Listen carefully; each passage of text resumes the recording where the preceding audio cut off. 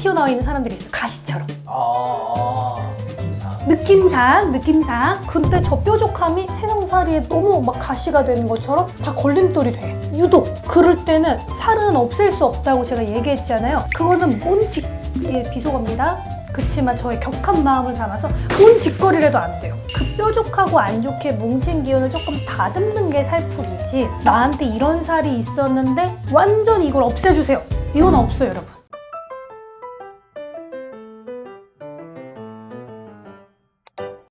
아직도 구독을 안 하였느냐? 안녕하세요, 여러분. 이끼이끼한 굉장히 이끼도 여러 개가 막 이렇게 섞인 그 미역 같은, 여기 자세히 보면 요 이끼스러운, 미역스러운 이끼룩입니다, 여러분. 봄맞이 이끼룩. 점집 갈 때마다 살풀이를 권유받는 사람들.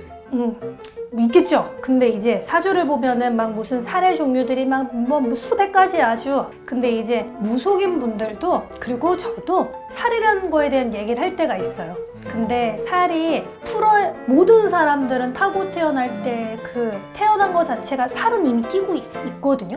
근데 왜 느낌적인 느낌을 여러분들이 이해를 해주셔야 되는데, 저 사람 보자마자 얼굴에 무슨 살, 글씨가 딱 써 있는 게 아니잖아요. 우리는 이제 느낌? 기운으로 전 느끼는데, 이게 살은 누구나 가지고 있는 거지만 유독 뾰족하게 튀어나와 있는 사람들이 있어요. 가시처럼.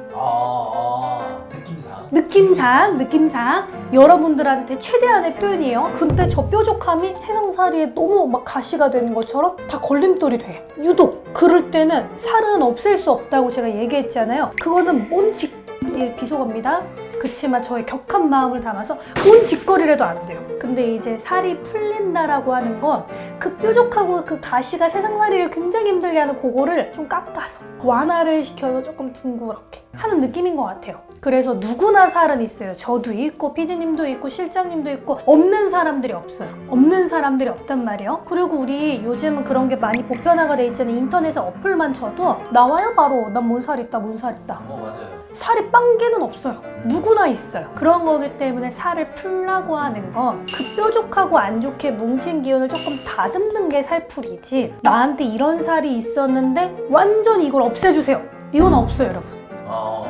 네, 타고 태어난 거기 때문에. 근데 왜 누구나 있는 살인데 나는 살풀이를 하라고 할까? 그거는 아까 제가 표현한 대로 너무 그게 인생살이에 걸림돌처럼 너무 이렇게 돋아져 있는 사람들은 완화를 시켜줄 필요가 있으니, 그분들은 이제 뭐 살풀이를 권유를 받는다거나 기운을 풀라고 한다거나 뭐 한다거나 이럴 수 있는데, 만약에 여러 군데에서 다 동일한 이야기를 하시면 그건 좀 귀담아 들으실 필요가 있습니다. 그치만 만약에 나는 그런 말을 많이 안 들어봤음에도 불구하고 어떤 한 곳을 갔는데 무조건 살을 풀라고 하면 의심을 하라는 소리가 아니고 조금 새겨 들어보셔야 될 필요가 있는 게, 살은 누구나 있는 거기 때문에 그 말을 또 고지고대로 100이라고만 또 생각을 하면 안 되는 거라는 거. 제가 만약에 뭐 여러 살들이 타고 났겠죠? 네. 둥그런데 어느 순간 그게 뾰족해질 때도 있는 건가요? 있어요. 이게 우리 서양에서 그걸 바이오리듬이라고 하잖아요. 근데 이제 저는 그게 아마 이제 동양에서 보면 뭐 팔자의 흐름, 운의 흐름, 이거랑 좀 어떻게 보면 조금 흡사한 부분이 있어요. 그래서 이게 기복이 있을 때가 있어요. 심할 때가. 근데 이거는 꼭 무조건 그 살 때문이라고 할 수는 없는 거고, 그때의 운기, 나의 시기, 그리고 이제 좀 고러한 기운들이 총체적으로 뭉쳐서 결정이 될 때도 있어서 무조건 내가 타고 태어난 살로 팔자가 결정되는 건 아니에요. 근데 우리 왜 팔자소관이라고 하잖아요. 그러면은 이렇게 생각해보면 되지 않을까? 내가 타고 태어난 살이 있다 하면 그 일시의 그날의 기운과 내가 태어난 일시, 시간대 모든 거에 살이 정해진다 하면 그것도 내 팔자소관 아닐까요? 그게 그래서 유독 심할 때 다듬어주고 보완을 하는 거지 없앨 수는 없어요. 그 살로 인해서 장단점도 분명히 생기겠네요. 그렇죠. 장단점이 있어요. 그래서 세상에는 꼭 극단적인 걸로 단면만은 없다고 생각하거든요. 명이 있으면 암이 있는 것처럼 빚이 있으면은 이런 뭔가 그늘진 것도 있고, 모든 게 다 여러 가지 이면이 존재하잖아요. 선과 악이 있는 것처럼. 그래서 장점과 단점도 뚜렷이 나오는 거예요. 그래서 뭐든지 팔자가 난 왜 이런 팔자야 라고만 생각할 게 아니고 그 안에서 오는 장점들도 생각을 해줘야 되는데, 요즘은 너무 이제 팔자가 돈 많으면 좋은 팔자라 생각하고. 그렇죠.